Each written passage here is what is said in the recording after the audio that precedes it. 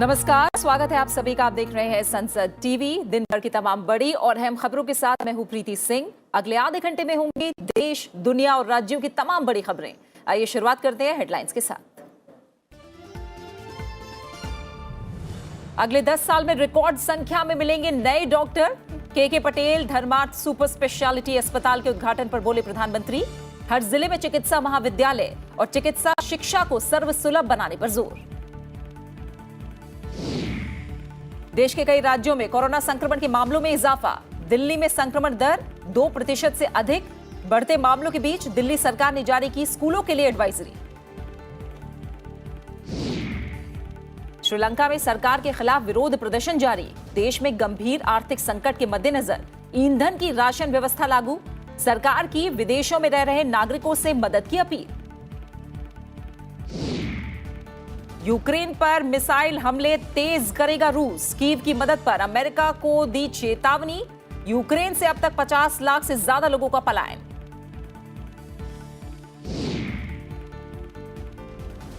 और good Friday आज। Vatican city समेत दुनिया भर के गिरजाघरों में विशेष प्रार्थना। ईसा मसीह के साहस और बलिदान को याद कर रहे हैं लोग।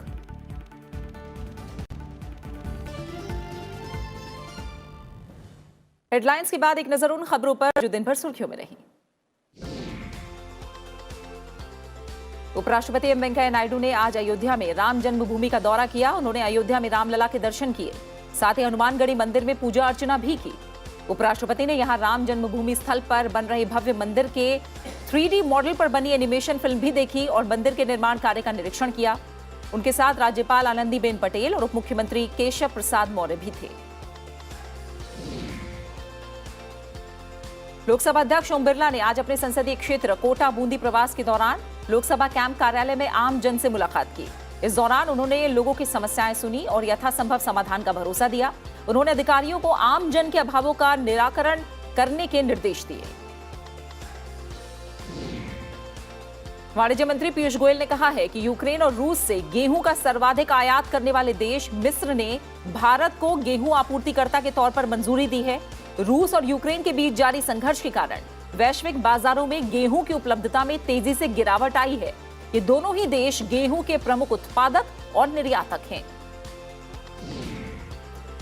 पाकिस्तान के कब्जे वाले कश्मीर यानी पीओके के प्रधानमंत्री सरदार अब्दुल कयूम नियाजी ने सत्तारूढ़ पाकिस्तान तहरीक इंसाफ पार्टी में उनके खिलाफ विद्रोह के बाद इस्तीफा दे दिया है। पार्टी के क्षेत्रीय अध्यक्ष सरदार तनवीर इलियास के समक्ष पार्टी के 25 सांसदों ने उन्हें बदलने के लिए अविश्वास प्रस्ताव पेश किया था।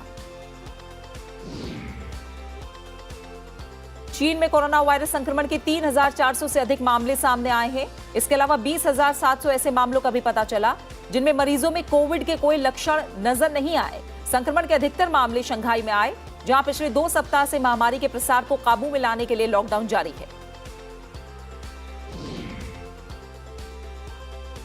दक्षिण कोरिया में कोरोना वायरस के ओमाइक्रॉन स्वरूप के कम होते खतरे के बीच प्रतिबंधों को हटाने की तैयारी शुरू हो गई है। लोगों के लिए बंद स्थानों पर मास्क पहनना अनिवार्य होगा, लेकिन अगर अगले 2 सप्ताह में संक्रमण के मामले और कम हुए तो खुले स्थानों पर मास्क उतारने की छूट दी जा सकती है।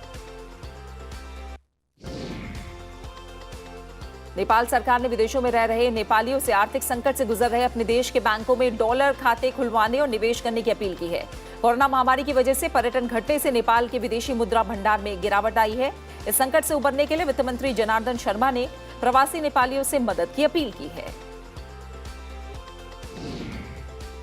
यरूशलेम में प्रमुख पवित्र स्थल अल अक्सा मस्जिद में नमाज से पहले इजरायली पुलिस और फिलिस्तीनियों के बीच हुए संघर्ष में कम से कम 152 फिलिस्तीनी घायल हुए हैं। अब तक स्पष्ट नहीं हो पाया है कि हिंसा किस कारण से हुई।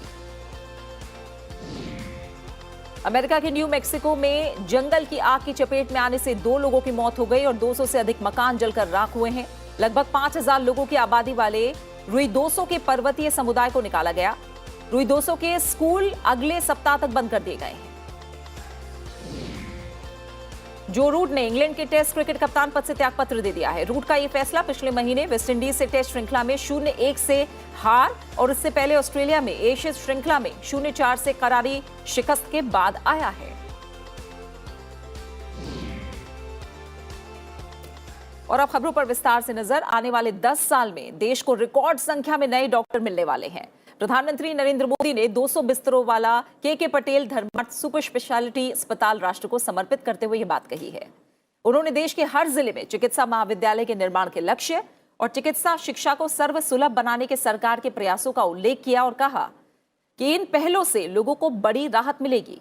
वीडियो कॉन्फ्रेंसिंग के जरिए अस्पताल के उद्घाटन के बाद अपने संबोधन में उन्होंने कहा कि बेहतर स्वास्थ्य सुविधाएं सिर्फ बीमारी के इलाज तक ही सीमित नहीं होती हैं, बल्कि सामाजिक न्याय को भी प्रोत्साहित करती हैं। उन्होंने कहा कि जब किसी गरीब को सस्ता और उत्तम इलाज सुलभ होता है तो उसका व्यवस्था पर भरोसा मजबूत होता है। अनेकों सुपर स्पेशलिटी अस्पतालों का निर्माण भी किया जा रहा है। देश के हर जिले में मेडिकल कॉलेज का निर्माण का लक्ष्य हो या फिर मेडिकल एजुकेशन को सबकी पहुंच में रखने का प्रयास, इससे आने वाले 10 सालों में देश को रिकॉर्ड संख्या में नए डॉक्टर मिलने वाले हैं। प्रधानमंत्री नरेंद्र मोदी ने हिमाचल प्रदेश के स्थापना दिवस पर प्रदेशवासियों को शुभकामनाएं दी और कहा कि इस पहाड़ी राज्य में विद्यमान संभावनाओं को पूरी तरह से उपयोग करने के लिए तेजी से काम करने की जरूरत है। वीडियो संदेश में प्रधानमंत्री ने कहा कि आने वाले 25 सालों में हिमाचल की स्थापना और देश की आजादी के 100 साल पूरे होने वाले हैं। यह हमारे लिए नए संकल्पों का अमृत काल है। इस कालखंड में हमें हिमाचल को पर्यटन, उच्च शिक्षा, रिसर्च, IT, बायोटेक्नोलॉजी जैसे क्षेत्रों में और तेजी से आगे ले जाना है। प्रधानमंत्री ने कहा कि आज हिमाचल प्रदेश के पास तेज विकास के लिए जरूरी हर चीज मौजूद है और इनके जरिए उसे समृद्ध और सशक्त भारत के निर्माण में अपने योगदान का निरंतर विस्तार करते रहना चाहिए। आने वाले 25 वर्ष में हिमाचल की स्थापना और देश की आजादी के 100 वर्ष पूरे होने वाले हैं। ये हमारे लिए नए संकल्पों का अमृत काल है। इस कालखंड में हमें हिमाचल को टूरिज्म, उच्च शिक्षा, research, IT, biotechnology, food processing और नेचुरल फार्मिंग जैसे क्षेत्रों में और तेजी से आगे ले जाना है। प्रधानमंत्री नरेंद्र मोदी ने आज वियतनाम की कम्युनिस्ट पार्टी के महासचिव से फोन पर बात की। दोनों नेताओं ने इस वर्ष मनाई जा रही भारत और वियतनाम के बीच राजनयिक संबंधों की स्थापना की 50वीं वर्षगांठ पर एक दूसरे को बधाई दी है। प्रधानमंत्री ने भारत की एक्ट ईस्ट पॉलिसी और इंडो पैसिफिक विजन के एक महत्वपूर्ण स्तंभ के रूप में वियतनाम के महत्व को दोहराया और मौजूदा पहलू की त्वरित प्रगति के लिए काम करने के अलावा द्विपक्षीय संबंधों के दायरे को बढ़ाने की अपेक्षा की। प्रधानमंत्री ने वियतनाम के बाजारों में भारत के फार्मा और कृषि उत्पादों की पहुंच को और अधिक सुविधाजनक बनाने का भी अनुरोध किया है। प्रधानमंत्री ने दोनों देशों के बीच ऐतिहासिक और सभ्यतागत संबंधों पर प्रकाश डाला और वियतनाम में शांत स्मारकों के जीर्णोद्धार में भारत की भागीदारी पर खुशी जाहिर की। दोनों नेताओं ने यूक्रेन में जारी संकट और दक्षिण चीन सागर में वर्तमान स्थिति सहित पारस्परिक हितों के क्षेत्रीय और वैश्विक मुद्दों पर भी बातचीत की। बात कोविड से जुड़े अपडेट की। देश के कई राज्यों में एक बार फिर कोविड-19 के मामले बढ़ने लगे हैं। दिल्ली, हरियाणा और महाराष्ट्र समेत कई राज्यों में कोरोना के दैनिक मामले बढ़ रहे हैं। बीते एक दिन में देश में कोविड-19 के 949 नए मामले सामने आए हैं और सक्रिय मरीजों की संख्या भी बढ़कर 11,191 पर पहुंच गई है। पिछले 24 घंटों में इलाज करा रहे मरीजों की संख्या में 133 की बढ़ोतरी दर्ज की गई है। आंकड़ों के अनुसार संक्रमण की दैनिक दर 0.26% और साप्ताहिक दर 0.25% है। दिल्ली में कोविड-19 के दैनिक मामलों में तेजी और संक्रमण दर 2% से अधिक होने के बीच पिछले एक हफ्ते में होम आइसोलेशन में रहने वाले मरीजों की संख्या में लगभग 48% की वृद्धि हुई है। राष्ट्रीय राजधानी में कोविड संक्रमण दर 1 अप्रैल के 0.57% से बढ़कर 14 अप्रैल को 2.39% हो गई है। घर पर क्वारंटीन में रह रहे मरीजों की संख्या गुरुवार को 574 थी, जबकि 325 नए कोरोना वायरस मामले 2.39% की संक्रमण दर के साथ दर्ज किए गए थे। दिल्ली में पिछले कुछ दिनों में दैनिक मामले बढ़ रहे हैं। संक्रमण दर 4 अप्रैल से 1% से अधिक दर्ज की गई है। 4 अप्रैल को ये 1.34% थी। दिल्ली के उप मुख्यमंत्री और शिक्षा मंत्री मनीष सिसोदिया ने कहा है कि राजधानी के स्कूलों या कक्षाओं के जिस हिस्से में कोविड-19 के मामले सामने आए हैं उसे अस्थायी रूप से बंद कर दिया जाना चाहिए। साथ ही उन्होंने ये भी साफ किया कि विशेष परिस्थितियों में समूचे स्कूल को बंद किया जाना चाहिए। दिल्ली के शिक्षा मंत्री सिसोदिया का ये बयान स्कूली बच्चों और अध्यापकों में कोविड-19 के बढ़ते मामलों के मद्देनजर आया है। शिक्षा निदेशालय ने 13 अप्रैल को कोविड पर राष्ट्रीय राजधानी में स्कूलों को एक नया परामर्श जारी करके उन्हें निर्देश दिया कि अगर किसी छात्र या अध्यापक के संक्रमित होने की पुष्टि होती है तो पूरे परिसर या खास हिस्से को बंद कर दिया जाए। निदेशालय ने यह भी कहा कि छात्र और अध्यापक मास्क पहने और आपस में दूरी बनाए रखें। राष्ट्रीय राजधानी में कोविड की स्थिति की समीक्षा के लिए डीडीएमए की 20 अप्रैल को बैठक बुलाई गई है। स्कूल्स को हमने यही कहा है कि अगर कहीं किसी बच्चे को मान लीजिए कोविड होता है या किसी एक पर्टिकुलर विंग को में किसी टीचर को जो अलग अलग क्लासेस में गई हैं उनको कोविड पाया जाता है तो आप उस विंग को या उस क्लास को टेम्परेली बंद कर दें कुछ दिन के लिए, जब डिसीजन लेके उसके बाद फिर से खोल दें। पूरा स्कूल बंद करने के लिए हमने नहीं कहा।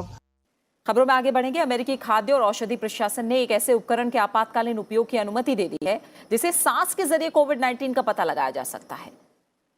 इंस्पेक्ट IR कोविड-19 ब्रीथलाइजर का इस्तेमाल चिकित्सकों के कक्ष, अस्पतालों और अस्थायी जांच केंद्रों पर किया जा सकता है। इससे जांच की रिपोर्ट 3 मिनट के अंदर आ सकती है।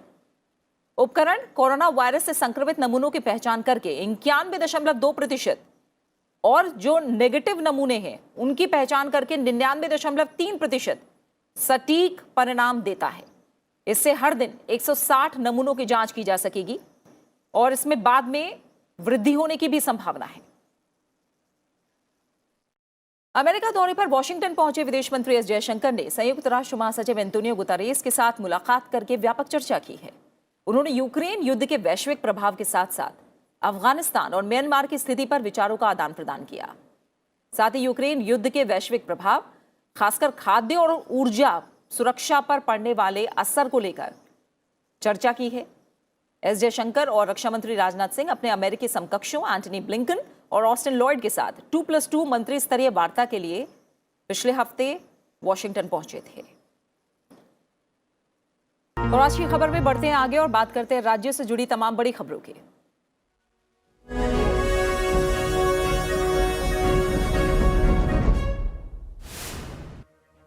हिमाचल प्रदेश के मुख्यमंत्री जयराम ठाकुर ने बसों में महिलाओं का किराया 50% करने का ऐलान किया है।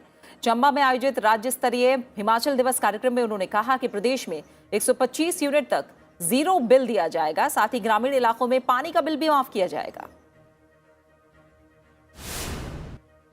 उत्तराखंड के मुख्यमंत्री पुष्कर सिंह धामी ने उत्तरकाशी के जखोल स्थित सोमेश्वर मंदिर के प्रांगण में आयोजित बीशू मेले का शुभारंभ किया। उन्होंने कहा कि इससे हमारी संस्कृति को आगे बढ़ाने का और मौका मिलेगा। प्रगतिशील समाजवादी पार्टी लोहिया के राष्ट्रीय अध्यक्ष शिवपाल सिंह यादव ने अपनी सभी राज्य कार्य समितियों, राष्ट्रीय और राज्य कार्य प्रकोष्ठों और प्रवक्ताओं को भंग कर दिया है। पार्टी महासचिव आदित्य यादव ने जल्द ही बैठक बुलाकर आगे की रणनीति तय करने की बात कही है। कर्नाटक के मुख्यमंत्री बसवराज बोम्मई ने ठेकेदार संतोष पाटिल की मौत के मामले में विपक्ष पर निशाना साधा।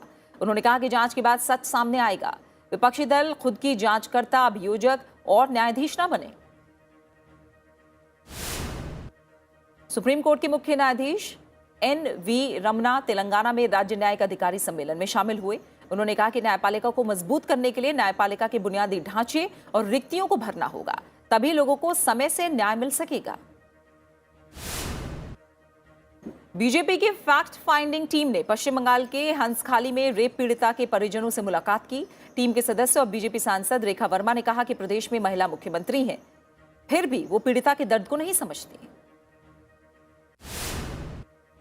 मदुरई में चिथिरई तिरुविजा उत्सव के दौरान रथ जुलूस के लिए बड़ी संख्या में लोगों की भीड़ जुटी। कोविड की वजह से यहां पिछले 2 साल के बाद रथ यात्रा निकाली गई, जिसमें जन सैलाब उमड़ा। दिल्ली में आज न्यूनतम तापमान 23.7 डिग्री सेल्सियस दर्ज किया गया, जो सामान्य से 3 डिग्री सेल्सियस अधिक है। वहीं अधिकतम तापमान 40 डिग्री सेल्सियस के आसपास रहा। मौसम विभाग के मुताबिक दिल्ली में अगले सप्ताह लू चलने की आशंका है और अधिकतम तापमान बढ़कर 42 डिग्री सेल्सियस तक पहुंच सकता है। वहीं महाराष्ट्र सहित दक्षिण भारत के कई शहरों में तापमान 42 डिग्री के पार पहुंच गया है। गर्मी और उमस की वजह से लोगों को खासी परेशानियों का सामना करना पड़ रहा है। मौसम विभाग ने नागपुर सहित कई जिलों में अगले सप्ताह लू चलने की आशंका भी जताई है।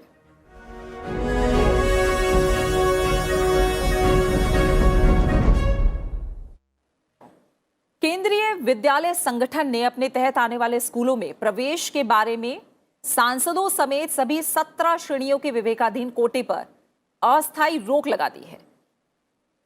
अगले सप्ताह कोटे से जुड़े विषय की समीक्षा होने वाली है। ऐसे में कुछ समय के लिए इस बारे में अस्थायी रोक लगाने के लिए कहा गया है। ये अस्थायी निर्देश हैं और केंद्रीय विद्यालयों में प्रवेश से संबंधित सभी 17 श्रेणियों के विवेकाधीन कोटे से जुड़ी हुई हैं। समीक्षा के बाद इस विषय को केंद्रीय विद्यालय संगठन से जुड़े संचालक बोर्ड के समक्ष रखा जाएगा, जिसमें किस कोटे को जारी रखना है और किस कोटे को खत्म करना है, इस पर अंतिम फैसला हो सकता है। इससे पहले शिक्षा मंत्री ने भी पिछले साल केंद्रीय विद्यालयों में प्रवेश के अपने कोटे पर खत्म करने के लिए कहा था। और अब कुछ अंतर्राष्ट्रीय खबरों की बात करेंगे। दुनिया की 2 बड़ी साख निर्धारण एजेंसियों ने चेताया है कि श्रीलंका विदेशी कर्ज चुकाने की स्थिति में नहीं रहेगा। रेटिंग एजेंसी फिच ने श्रीलंका की साख को घटाते हुए कहा है कि यह देश अब कर्ज चुकाने की स्थिति में नहीं रह गया है। एक दूसरी क्रेडिट एजेंसी S&P ग्लोबल ने भी श्रीलंका के बारे में ऐसी ही राय जाहिर की है। उसने कहा है कि हालात बेहद खराब हो चुके हैं और इसमें सुधार की कोई गुंजाइश नहीं दिखाई दे रही है। श्रीलंका सरकार ने कुछ दिनों पहले कहा था कि वो पिछले 70 साल में सबसे विषम आर्थिक स्थिति से गुजर रहे हैं और फिलहाल विदेशी कर्ज चुकाने में असमर्थ हो चुके हैं। इस बीच श्रीलंका ने गंभीर आर्थिक संकट के मद्देनजर ईंधन की राशन व्यवस्था लागू की है। व्यापक विरोध प्रदर्शन, ईंधन और खाद्य वस्तुओं की बेतहाशा बढ़ती कीमतों और बड़े पैमाने पर बिजली आपूर्ति बाधित होने की समस्या से जूझ रहे श्रीलंका ने विदेशों में रह रहे अपने नागरिकों से आर्थिक मदद की अपील की है। श्रीलंका के सेंट्रल बैंक के नए गवर्नर ने लोगों से स्टर्लिंग पाउंड, अमेरिकी डॉलर और यूरो में मदद भेजने का अनुरोध किया है। रूस के रक्षा मंत्रालय ने यूक्रेन के रूसी क्षेत्र पर दावों के जवाब में कीव पर मिसाइल हमले को बढ़ाने की बात कही है। रूस ने यूक्रेनी सेना पर यूक्रेन से लगे रूसी क्षेत्रों में आवासीय भवनों पर हवाई हमले का आरोप लगाया था। रूस के अधिकारियों के मुताबिक इन हमलों में 7 लोग जख्मी हुए हैं। रूसी रक्षा मंत्रालय ने कहा है कि यूक्रेन के चेर्निहाइव क्षेत्र में रूसी सेना ने यूक्रेन के एक Mi-8 हेलीकॉप्टर को मार गिराया। रूस ने अमेरिका को चेतावनी दी है कि वो यूक्रेन को हथियार उपलब्ध कराना बंद करें। रूस की ओर से भेजे गए राजनयिक नोट में दावा किया है कि अमेरिका और नाटो देशों की ओर से यूक्रेन को भेजी जा रही खेप के अभूतपूर्व परिणाम हो सकते हैं। उधर काला सागर में तैनात रूसी लड़ाकू बेड़े में शामिल युद्धपोत मोस्कवा बुरी तरह से क्षतिग्रस्त होने के बाद डूब गया है। यूक्रेन का कहना है कि उनकी सेना ने युद्धपोत पर मिसाइल हमले किए थे, जबकि रूस ने दावा किया है कि मोस्कवा आग लगने से क्षतिग्रस्त हुआ और उस पर कोई मिसाइल हमला नहीं हुआ था। वहीं युद्ध की वजह से अब तक यूक्रेन से करीब 50 लाख लोग पलायन कर चुके हैं। ये लोग अलग अलग देशों में शरणार्थी बनने को मजबूर हैं। जो देश पहले से ही आर्थिक संकट से गुजर रहे हैं, उनके लिए हालात और भी खराब होते जा रहे हैं। आज गुड फ्राइडे है। प्रभु ईसा मसीह को सलीब पर चढ़ाए जाने की स्मृति में आज दुनिया भर में लोग प्रभु यीशु को याद कर रहे हैं। इसी दिन प्रभु यीशु ने मनुष्यता को पापों से मुक्ति दिलाने के लिए अपना जीवन उत्सर्ग किया था। ईसाई धर्म के लोगों के लिए गुड फ्राइडे का विशेष महत्व है, जिसे ईस्टर संडे से पहले वाले शुक्रवार को एक तरह से मनाया जाता है। इस दिन ईसाई धर्म के लोग प्रभु यीशु के क्रूस को याद करते हैं। इस दिन ईसाई धर्म के अनुयायी गिरजाघरों में जाकर प्रार्थना करते हैं। कई लोग प्रभु यीशु की याद में उपवास भी रखते हैं। धार्मिक मान्यताओं के मुताबिक प्रभु ईसा मसीह लोगों को मानवता, एकता और अहिंसा का उपदेश देकर अच्छाई की राह पर चलने के लिए प्रेरित कर रहे थे। धार्मिक अंधविश्वास करने वाले लोगों ने उन पर राजद्रोह का आरोप लगा दिया। उन्हें मौत की सजा सुनाई गई और प्रभु यीशु को सूली पर चढ़ा दिया गया। जिस दिन प्रभु यीशु को सूली पर चढ़ाया गया, उस दिन को गुड फ्राइडे कहा जाता है। गुड फ्राइडे के तीसरे दिन यानी संडे को प्रभु ईसा मसीह दोबारा जीवित हो गए और 40 दिन तक लोगों के बीच उपदेश देते रहे। उनके दोबारा जीवित होने की घटना को ईस्टर संडे के रूप में मनाया जाता है। और इसी के साथ फिलहाल इस बुलेटिन में इतना ही। अपना अच्छे से ख्याल रखिए और मुझे दीजिए इजाजत। नमस्कार।